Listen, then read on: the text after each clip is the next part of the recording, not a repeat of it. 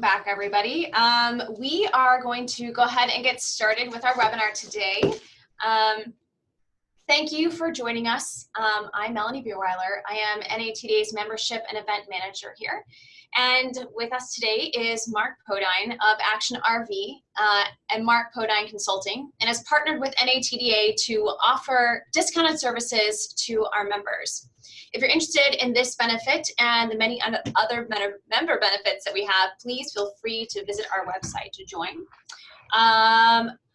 We also, if you have a question, just feel free. We would love to answer them at the end of the webinar. So you can either save them for the end, or you can go ahead and type them in the chat and submit your questions that way. There's a chat button below, and just feel free to click that and type it in.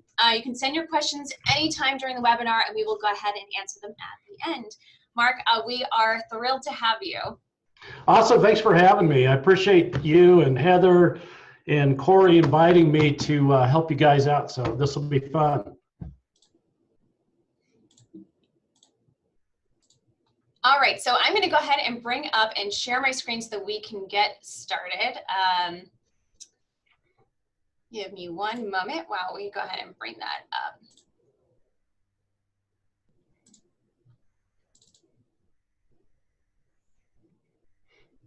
All right. Take it away, Mark. All right. So thanks again to everybody for participating and being part of this. I'm going to share with you guys some of our core values and what we really, want our people to know when selling products to our customers, and when we know that we're up against internet sellers, and we know at least what we share works very well for us. We've seen year after year growth in our parts and accessory departments. We've seen growth in our margins. And so I'm just going to share with everybody all of our best practices that we use on a daily basis to help everybody else out there grow their parts and accessory business. Wonderful. Mark, we had the chance to catch up the other day, and you told me a story about your business and about your business neighbor looking for the cheapest prices online for purchase he was planning to make. Yeah, so we share a building with a Subway restaurant, and the owner of the Subway restaurant, we split the water bill. And so he came last week to pay his part of the water bill. And he comes into my office and he goes, "Mark, I'm really excited. I'm going to be an RV owner." And I thought, well, Tim, that's awesome. Tell me what's going on. He says, "This weekend, Memorial Day weekend, we're going to go drive out and pick up our new trailer." And I said, "Sweet, where are you buying it?" And he said, "Well, we're picking it up in Austin, Texas." And I said, "All right, well, tell me about the trailer." And he says it's a Coachman 2019, brand new. And so I'm listening to him, and I said, "Tim, is there anybody in Albuquerque that sells Coachman trailers?" And we're just outside of Albuquerque. And he says, "Well, yeah, there's a dealer in Albuquerque, Rocky Mountain RV, that we found the trailer, found the floor plan my wife loves, and we went online and started shopping, and we found an internet seller out in Austin, Texas that had the same trailer for $3,000 less." And so I'm listening to him thinking, oh boy, all right, well, so he ends up telling me the story about how we went back to the dealer and said, "Hey, I found it for $3,000 less. This is the trailer I want. Can you, match or get close to the price?" And the local dealer said, "No, that's a really good price. You probably should go buy it."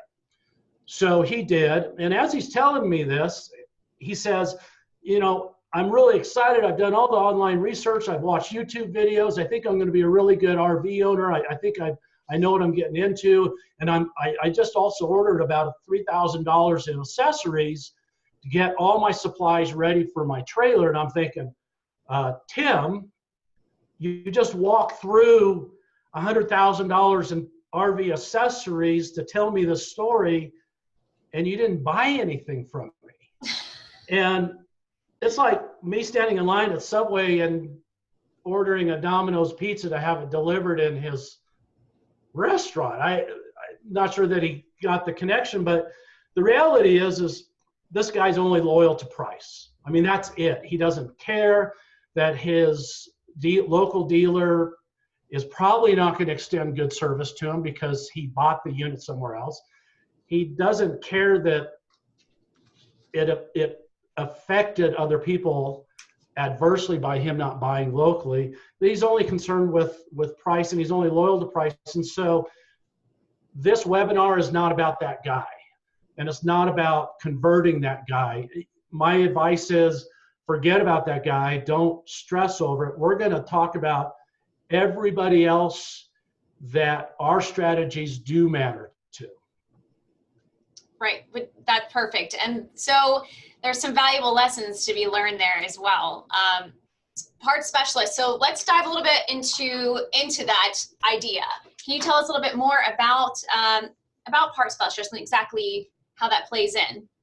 So, right now, it seemed like 10 years ago, 12 years ago, everybody's worried about the internet was going to kill brick and mortar. It was going to be the death of brick and mortar. The guys on Wall Street, CNBC were talking, internet is going to obliterate brick and mortar. And the reality is, dust has settled, and there's a real need for brick and mortar, just like there's a real need for internet. But brick and mortar is vital to the consumer. And, having said that, you can't just put parts on a shelf and put an inexperienced cashier at the cash stand and expect to survive. Those days are gone. They're over. We're not selling gasoline where we know we need gas, we want to pay for it and get back on the road. We have got to have very well-trained people talking to our customers, and that's going to really be the big difference. Yep, I completely agree. That does make quite a bit of a difference when you have online versus with no real counseling, and then you have in-store, which is a little bit different. Okay, can you tell us a little bit more on the actual part specialist? So the difference between, like, your friend who ordered all those things online and ordered all these parts and all these accessories and may not even know what they do, what they're properly used for, if the parts will fit, if the parts are the actual parts for the RV he has yet to buy or is purchasing. Can you tell us specifically what the benefits are ordering online versus going in the store? And actually, if you go in the store and handle and touch it, you may still not know a lot about the parts that you're going for other than the order number or the part number. But at least there's someone there physically you can talk to that can help you on the spot. You don't have to dial in. You don't have to email, potentially get, referrals back or hope that someone returns your message, or you have to wait on hold and get somebody from the company. Right. So there's a lot of key advantages that a brick and mortar has that the internet cannot do right now. And that is, we know, and I buy from Amazon and I buy plenty of things on the internet. Matter of fact, we buy plenty of parts from Amazon and turn around and sell to our retail customer. And we'll talk about that later, but the advantage is the internet cannot do everything that we can do in a store. And some of those key things that we can do in the store is, of course, we can give a much better description of the product that the person's considering than the internet will ever do. And I know that I look at descriptions, and worst case scenario, it's a generic blanket description that applies to multiple products, and it's not product specific. Or it could be an okay description, but they're really only telling me what they want me to know about the product, but they're not really able to answer my questions. And sure, you can ask a question on Amazon and hope that a previous product user will answer it. Maybe the manufacturer may answer it, maybe. But in person, all of those questions will be addressed right then and there and on the spot. So, it's important that your salespeople are very well trained, that they understand why the product is on the shelf. Number two is why it's important to the customer to have that product. And number three, what differentiates this product from everything else that's on the shelf. Because reality, the person in the store, their job is help the customer not make a mistake by purchasing the wrong product.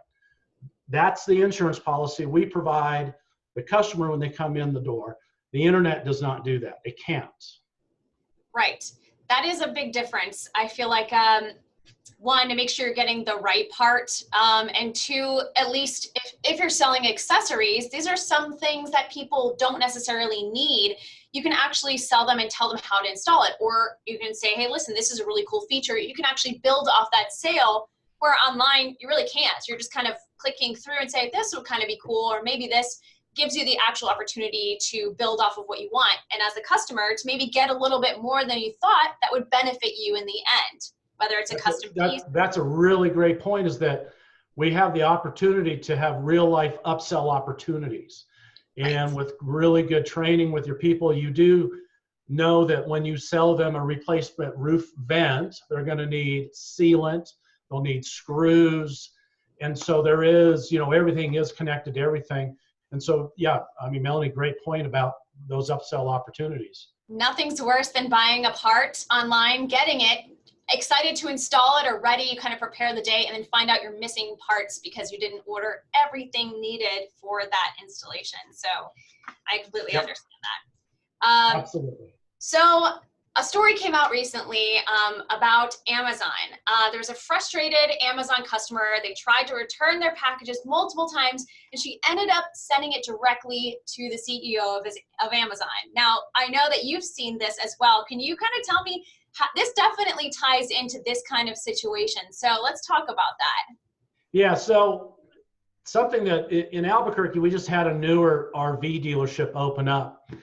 And so I thought, who are these guys? So I went and looked them up. I found their Google business listing. And so I looked at their reviews, and they had 52 5-star reviews, and this company had not opened their doors yet. Wow. So I thought, well, that's really interesting. And so, and I know that on Facebook, on Instagram, I get feeds, I see sponsored product, and then I may see something that I'm interested in, and I'll click on it, and I'll read comments. And then I realize that some of these comments are there by employees of the company. They're not organic. They're not 100% organic. Well, some of them are. You can easily spot the ones that are not organic. And so, you know I look at reviews if I'm considering a product online, but I don't trust them all. And so the reality is when somebody comes into your store, and especially if you have a service department and you're using the products that you're selling, those reviews are genuine, authentic, and real. And that's an advantage a brick and mortar store has, especially if you use the products that you're selling. So if, in our case, we own horse trailers, we own flatbed utility trailers, we own RVs, and our employees, our staff use the products that we sell. We've demoed them, we've tried them out. And so we can give a customer authentic feedback of what we like, what we didn't like, why we like it. You can't get that again on the internet. Yes, I 100% agree. There are food websites, restaurant websites. There are websites for car parts, there for everything, and you really don't know. Like Google also has their own review websites, and you really don't know when you're going to a store if that is a verified review, or if that's somebody who is just employed to give good feedback. So that's really tough. But when you're physically in the store, most of the time, if it's designed for cars, or if it's designed for even like beauty services or whatever it may be, you actually have the opportunity to talk to somebody who has handled the product, who probably has the product themselves, or has heard good feedback from friends and family that buy the product, or customers that come in and deliver information, feedback. Again, customers coming back to tell you, we've had a great experience and we want to purchase more. Then usually they give good feedback. So all these people have hands-on experience understanding the feedback and the reviews. And nothing is better than getting a review face-to-face from somebody who has actually owned the product, used the product, or installed the product. So, 100% correct. I totally agree. Now let's talk about the returns and everything. So online's great for a lot of different reasons. Obviously, this woman at Amazon had some trouble and difficulty returning items, and decided to go to the top dog and return it to him. Curious to see how that turned out. Right. I mean, on top of that, she was a shareholder of Amazon stock. She was at the shareholder meeting. Wow. And took the package up on stage to Jeff Bezos and said, hey, I tried returning this 4 times. Will you take care of this finally? So, I mean, certainly it shouldn't have gone that far. Yeah. The truth is, it is hassle-free product returns in it. And I'll tell you another story. I'm a muscle car guy. I've got a hobby shop. I have hot rods, and I bought a performance water pump from a local speed shop. And I'm sharing this story because I don't want any of you guys to do this. And if you're doing it, you should stop. And that is, I bought the water pump. I wanted to see it. I wanted to get expert advice. I bought it. I installed it. 9 months later, it started leaking water. I took it off, went back to the speed shop where I bought it and said, hey, this water pump is leaking. I even had my receipt. And they said, we don't do warranty policy here.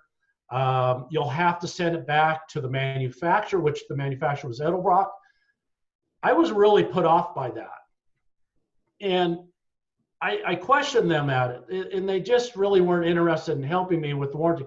Sure, the warranty policy does say return it to the manufacturer, don't go back to the store. But it put me off, and it just told me, man, you're the reason you just gave me another reason to go buy on the internet. Yeah. And so I did get it repaired and replaced by Edelbrock, but the moral of this story is, even if they don't do warranty policy and the policy is send it back to Edelbrock, the smart thing for them to do, and this is what we teach our people to do, is say, leave it with me. Let me go to bat for you. Let me make a phone call. Let me call my rep. Let me see if I can get this taken care of. Give me your name and phone number so I can let you know. Even if they can't get it fixed and resolved, I at least feel like they tried to help me. And so when we talk about friendly and hassle-free returns, and I've said this before when I did the NATDA presentation a few years ago, is get rid of all of those signs in your store that says no returns without receipt, no returns on checks within 10 days, no stocking fee. Get rid of that stuff, because at the end of the day, how burned are you going to get if you take a product back without the receipt, but you know they bought it from you? It's got your price tag on it. Just make it easy for them so they have a reason to come back and do more business with you. That's an excellent point. I think it's about getting the customer and then educating the customer and then keeping the customer so they keep coming back. If they have a product and they return it and they're frustrated, I think it's 1,000% correct to say, listen, we'll mail it off for you. We'll spend a couple of dollars to mail it off for you. Don't worry about it. And because what's going to happen is they're going to say, hey, this person helped me in my time of need. We know it was our responsibility to return it to the manufacturer, but they went ahead and did it for me. How great is that? And then next time they're going to come back and say, hey, listen, we need to purchase this. Or if they decide that they're going to go online and purchase it, they're going to realize at that point they don't get that kind of service. Same thing with the restocking fee. I get it. Some companies need to be able to do that, but save a couple of dollars and just make the customer happy and make them loyal. And I feel like that really does add to the service as a whole. It adds to your dealership as a whole. It adds to your parts servicing as a whole. So I completely agree with that statement. Not to mention, every single one of your employees will look like the hero, not the zero. Right. I mean, it's good for their morale. It makes them feel good to be able to, try and come out looking like the good guy. Worst case scenario, blame the manufacturer and say, I went to bat, but these guys were bad. You don't get the bad stigma. Right. And it feels good to help other people. And no is a really hard term. You really don't want to tell the customer no. You don't want to turn them away. You got their sale. So you don't want the customer feeling, well, they got my money and that's the end of the transaction. No, the transaction is open still because they're going to need things. They're going to need fixing parts. They're going to need servicing. They're going to need new purchases. And the first person they're going to think of is a feeling. So a feeling is attached to a transaction. And as long as you provide a good feeling to the customer, they're going to go back to where that good feeling came from. And most likely, it may not be on an online store or it may not be at a store that says no. So I'm going to tell you one other thing. If you guys look at this picture that's up on the screen and you see the Camp Casual and you see the hardware in the background, even if the customer did not buy the product from us and we sell the product, we will take care of a warranty adjustment for them. Right. I know I get pushback from people going, well, I don't see how you can afford to do that, but I have now the opportunity to win them over. Right. That's the will important do it. thing. Right. That's what we're trying to teach people here. The difference between having the ability to face-to-face interaction versus online as well. Both are great. They both have their advantages and disadvantages, but online gets a little bit more of a warm presentation, and taking care of the customer is the most important thing. Yes. That's what we're trying to say, right? So Yep. if the company, your dealership doesn't work that way, that's okay. There are other ways to be able to get that feeling and that emotion and that attachment across to keep them coming back. So we are going to keep going right on through. So tell us a little bit more, Mark, about utilizing the internet for harder parts. Can the customer Google it? Tell us what your experience is with that. So as I had mentioned before, we will use Amazon. We will purchase a part from Amazon and turn around and resell it to the customer. Not all that uncommon that the customer will ask for something. We will sit there at our terminal. We will find it. And this happens a lot. We'll say, we found it. It's at Amazon for $14.95. Or I can get it for you, but I'm going to have to sell it to you at $22.95. And the customer will say, get it. Now, for one, I get people that somewhat are shocked by saying, you tell customers you found it on Amazon and you give them the price. And we say yes, because the customer wants us to have the risk, not them. So they'll say, you order it, call me when it comes in.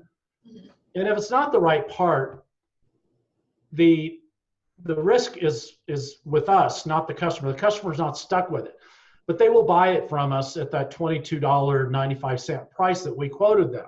Now, certainly we do get money up front. It's special order. We do all those things to protect ourselves, but we'll use the internet to go and order and find those parts for the customer, because the customer doesn't want to take the time to do the research and they don't want the risk. The other thing we'll do, and this happens a lot in our business, is a customer will bring us a hydraulic pump, for example, for a dump trailer, and say, I need you, see if you can get one of these. And we will Google the part number. The description will come up, and then at that point, we'll know who the manufacturer was. We'll have options, and then we can use that information to go to our distributor and get pricing and availability. But we'll use Google to do our part number researching very quickly, so we don't have to go through parts manuals or breakdowns. Okay, so that brings up a really good point. One is, I'm the consumer and you guys are experienced retail. And so most likely if I want to purchase it online, I'm just gonna Google a generic term for the part that I need. How much time as a consumer, if I want to purchase it online versus asking someone with expertise, what's the way out there? So how much time on average do you think someone spends just trying to Google to find the correct part number, the model number, everything right down to the bone, and then going on Amazon or going on other, online services to find that part, versus going into a store and say, if they don't have the part versus if they do have the part, is there a benefit there to actually going to somebody and kind of asking, or do you think it's more beneficial to save a couple bucks and just try and research it yourself? Right. Well, I mean, one of the things in our industry, in the RV industry, has the same issue, is that we don't have a database of part numbers like the automotive industry. So the automotive industry, of course, you can go year, make, model, maybe a VIN number, get the exact part you need. The database does not exist in our industry. It doesn't exist in the RV industry. And so the consumer is highly reliant on us professionals to help find the exact right part the first time. So you're right.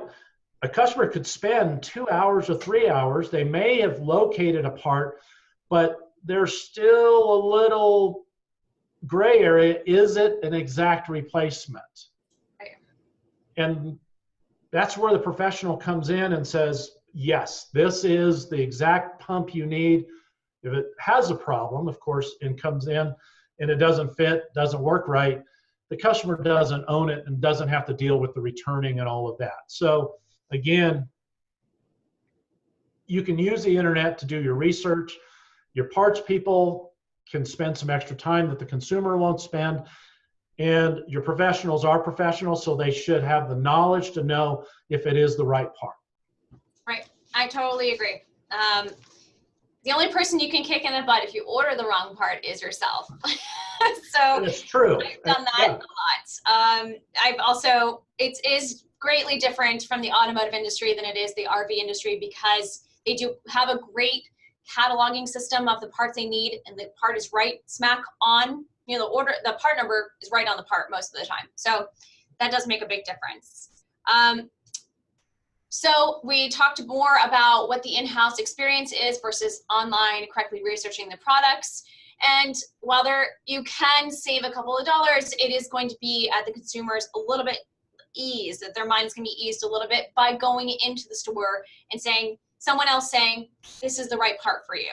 You know, and in some cases, we'll order it for you and let you know, or, you know, we'll have it sent to your home, or however it is. But at least you have that satisfaction of knowing this is the right part the first time around. Or, like you said, sometimes you'll fix it if it's not the right part. Right. So, in one other thing that we do stress to our customers, because we do have showroomers, you know, they'll come in and have us do all the research for them, ask, hey, well, give me the part number. Mm-hmm. All right. While you would like to say, no, I'll sell you the part number. Right. You know what they're going to go do. They're going to use the part number to go and maybe buy it online for less money. Yeah, it happens. It does. Yeah, but of course. At that point, the only thing that you have left to do is say, in the event that you have any hesitation or doubt, if this is the actual correct product, or where you're buying it from is going to deliver the right product, let us know. We'll get it for you. Right. That's excellent. Yeah. And that's really the only thing you can do at that point. I mean, the guy, Tim, that bought his new trailer in Austin, Texas, yeah, we're fully expecting him to come in a week or 2 weeks and go, man, I don't know how to put the sewer hose together now. How does this work? And yes, we're going to go show him. We're going to help him, because maybe I'll be able to convert him. Yeah. And he's already learned maybe a painful but valuable lesson. So if you can just plant the seed that, hey, I'm here to protect you, just in case you have doubt, that's going to be a benefit. And even that, to build off of that, if they purchase a part from online, either they need it installed, they'll need it serviced, or they may add accessories to it, so which, if you build a good relationship despite the fact that they did not purchase that from you, you may be able to build a sale off that in the future because of that relationship building right there. Absolutely. So great. Okay, so let's talk about some risk factors, just some physical risk factors about ordering online in general. We touched on a couple of topics, but let's just expand just a little bit more on the broader view of that. Sure. So I've got a real brief list, and we all know if we bought online that these risks exist. Sometimes we don't think about them at the time we're making the purchase, but these are all inherent risks. Number one is, will the item arrive on time? Mm-hmm. You know, we're making an assumption, and all of us that are in business, we know that our suppliers sometimes get the package packed up and put on the UPS pickup truck when they say they will. But we don't know. We make those assumptions. So we don't know if the internet sellers are going to have timely delivery. So we don't know if it's going to get here on time. We don't know if the correct item's going to arrive. You know, certainly we can look at a description, but we may receive the previous model. Even though it's the same part number, same model number, we may be receiving an older version of what we really want and not what we were looking at when we were looking at pictures. Right. This goes back to that previous topic, is that customer may order the right hydraulic pump, they may not. The part number may be the same, but maybe something superseded. So that's a risk. Will the item arrive damaged? We know that packages get left out in the rain, they get dropped, they get run over on the loading docks. We know that maybe the product wasn't packed well from the shipper, but it arrives and it's broken. Will the product arrive and not get stolen? My friend has had porch pirates steal packages off his porch that UPS has left. It got delivered, it was stolen. And then finally, is the item going to meet your expectations? Is what arriving really what you thought? I mean, you weren't able to touch it. You weren't able to take it out of the package when you decided to buy it. You couldn't operate it. You couldn't get a demo. Is it really what I'm expecting to arrive? Is that what's going to come out of the package? Right. Yes, there are clear risks involved with that. I think a lot of people experience having their packages misdelivered, stolen. That's a very common occurrence, which can be super frustrating if you need it by a certain date, or if you're waiting on the part, or if you get the notification it's been delivered and you rush home to grab it before something else happens to it and it's not there. That is a big risk factor. And I know a lot of companies online and otherwise are really trying to crack down on that because it's been such a big problem throughout the United States. So that is a big issue. So in the reality, it's not, this whole webinar is not really about brick and mortars against the internet, because there's a place for both. Right. But the truth is that this is more a webinar of the internet being 24-hour shoppers access, and it's super easy. Yeah. It requires almost zero effort, versus a brick and mortar, which is personalized shopping experience, low risk, and immediate availability. You can leave the store with the product. And so, while we talked about those risk factors, brick and mortar mitigates all of those risks. And so brick and mortar certainly has an advantage in mitigating all of those other risks. Yes, a brick and mortar could order a package, a special order, and those same risks apply on a special order part. But the buyer, the customer, is not burdened with that risk. It's the business. So right. Yeah, there are great advantages to ordering online and going into the retail store. The important thing, the important value in this webinar, is exactly that. It's not one versus the other. It's that both are equally important in many different ways. So yes, it's still being relevant. Stores, physical retail stores are still very relevant, despite 10 years ago, they said that it would be dust. So That is the important thing. Now, building off of that, what are consumers looking for when they come for the in-store experience? In your experience, and also kind of what your knowledge base is, what would you say that they're looking for? All right, so almost everybody listening or watching this is going to relate to some of these. And that is, certainly, we talked about before, is that the customer can come in and hold the part and check it out. I have a friend that owns a Yamaha dealership, and he deals with this problem all the time, where people come in and try on helmets, they try on boots, they try on gloves, they try on riding gear so they can figure out what size they are, and then they go home and shop it on the internet. Showrooming's, it's going to happen, but it was happening before the internet came along. And so the key is you now are face-to-face with that customer, so you can really affect that customer's decision at that point, whether they want to do business with you or say, you know what, you gave me some reasons to leave. You're kind of rude. You treated me like I wasn't going to buy here.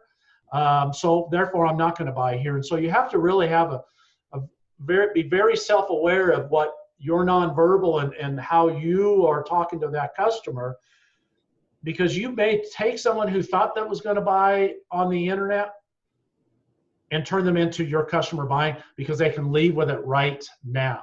And so my friend with the Yamaha dealership has capitalized on that, saying, you can go ride your dirt bike this afternoon if you buy this helmet now. And so that's really important. And that's something, in our business, whether you're horse trader customers, utility trailer customers, if they're in there, they're needing to fill a need of something, and this item that they're shopping for is the only thing that's in their way of getting their achieved goal.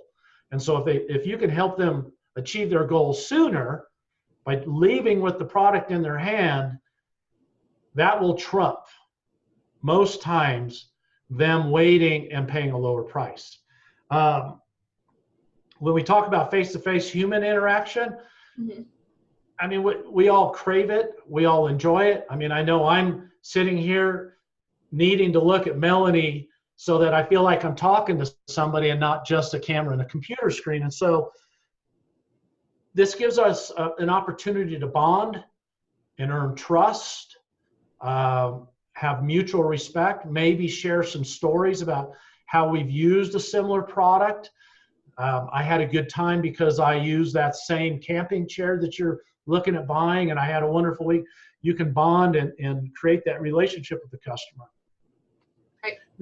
And then definitely we have customers that have come into our store and say, man, I am so glad you guys are here because I know that this is helping all of these employees who live in this community, and that's important to me. And we know that's important to our customers. They know that they're helping these humans in this building with their livelihood and their paycheck. And then, as we talked about a little before, the immediate availability of just having that product. My Yamaha friend, he's a great example that he can turn those people into buyers right there on the spot. Oh, that's great. Yeah, absolutely. I think that I think all these are very important facts. I think that they definitely enhance the experience of coming in, and it's enticing to have that item immediately versus waiting for it. But that's excellent advice. So now that we've had like a chance to see some differences between the in-store and the online purchasing, we can further understand the experience makes an impact on future purchases and customer loyalty. Right. So our goal in our store is to create as many customers with irrational loyalty as we can.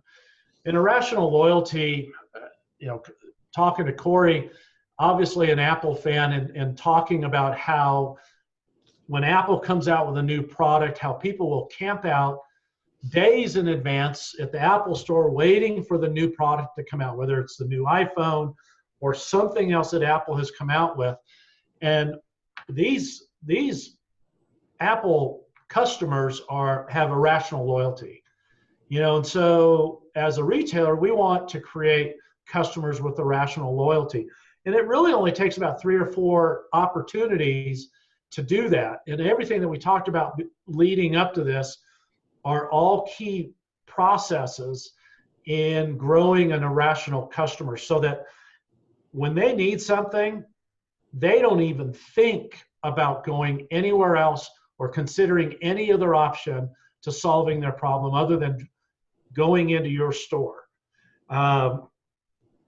For us, we want the top 20% of our customers to have irrational loyalty.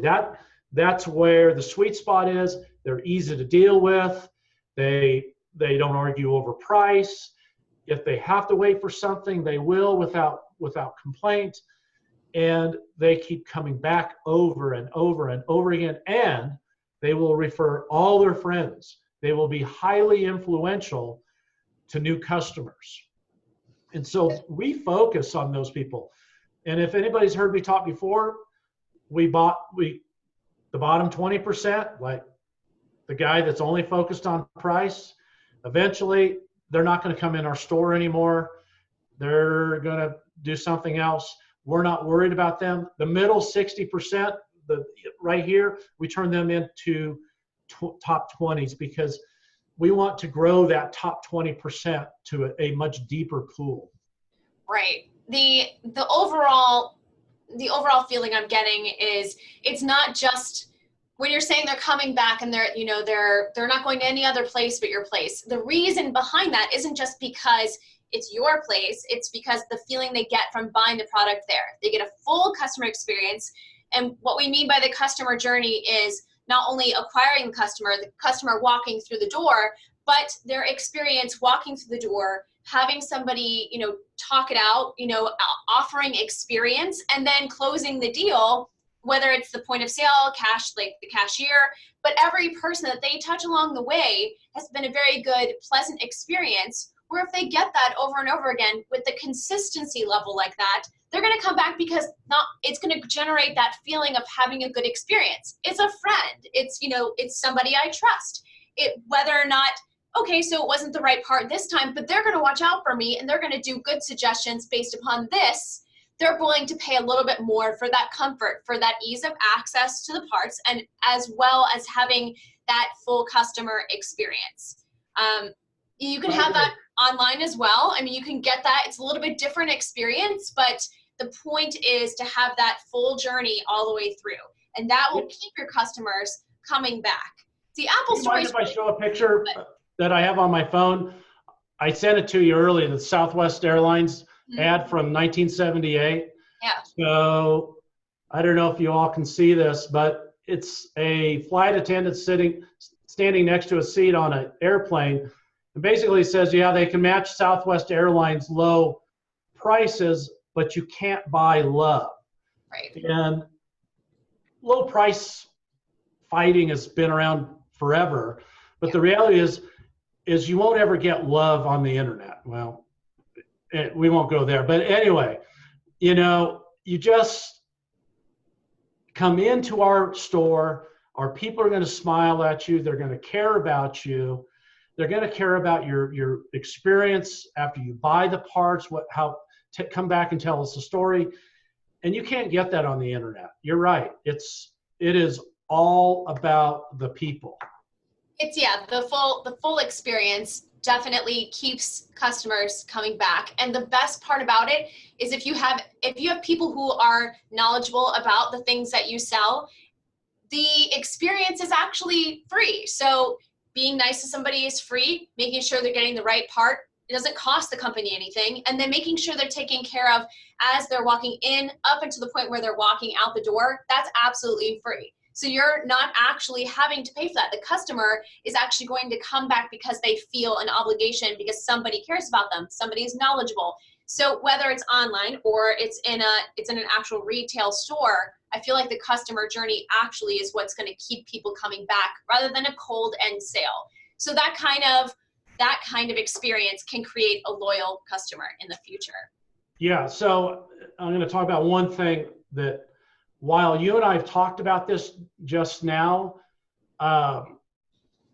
it won't happen in anybody's store unless their culture promotes that type of behavior. And that's a whole other webinar. But when I talk about a culture, in our culture, we are passionate about making sure the customer has an awesome experience. Right, okay. Okay, when they come in, we don't view the customer as you're my paycheck. And I see. Does that make sense? Absolutely. We foster an environment where we want our people to genuinely care about the customer, and that we really help the customer and help them solve a problem. And so it is deep, but I feel compelled I have to say that, because if you just go out and tell your salespeople, hey, I watched a webinar and they said do this, it's not going to happen unless you really live it. Right. That is a whole nother training type of webinar on how to gain customer loyalty, how to gain customers and keep them loyal. I completely agree. But it is the very basic version of that is making sure you have people who feel cared for and then care for their customers in the way that they feel cared for. So I completely agree on that statement. Okay, so we've gone through all the importance of in-person experience, the customer takeaway, which is the full journey of the customer coming through the door, being educated, feeling like they have gotten their best product or they've gotten the product they need and they've been taken care of, and then the close end of the deal where they either leave with a product or leave with a positive experience.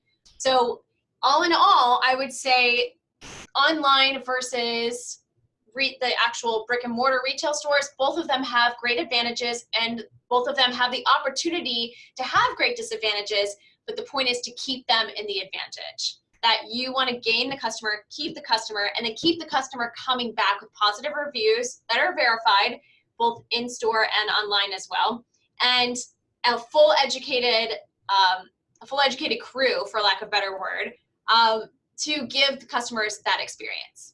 One other thing I'll add to that, and that is you do have to have a fully stocked store because they do want to leave with something in their hand. Right. And that can be quite a challenge given the many types of parts and accessories people have researched these days online as well. Yep. So that always presents a challenge. This is wonderful. Thank you so much, Mark, for all of your knowledge, for sharing your knowledge. This webinar has really provided us a better view of the customer experience, both online and in store. Mark Podeyn Consulting is one of NATDA's many member benefits. Please visit our other member benefits page for more information on this and other member benefits. And small reminders, don't forget to register for the 2019 trade show. It's going to be in St. Louis this year, September 5th through the 7th. If you have any questions about Mark's services, about member benefits, or about the trade show or our association as a whole, just feel free to give us a call. We're going to drop my email address in the chat box so that you can just click on it and send me an email. I'll make sure it goes wherever it needs to go. Thank you again, Mark, so much. This has been a great opportunity for everyone to hear about this. It's been my pleasure to host a webinar with you and to gain all this extra knowledge, and we really do appreciate your time here. It's been great. Thank you very much, Melanie. Thank you. Have a great rest of your day, and to everyone else, thank you for joining. Have a great rest of your day. Thank you.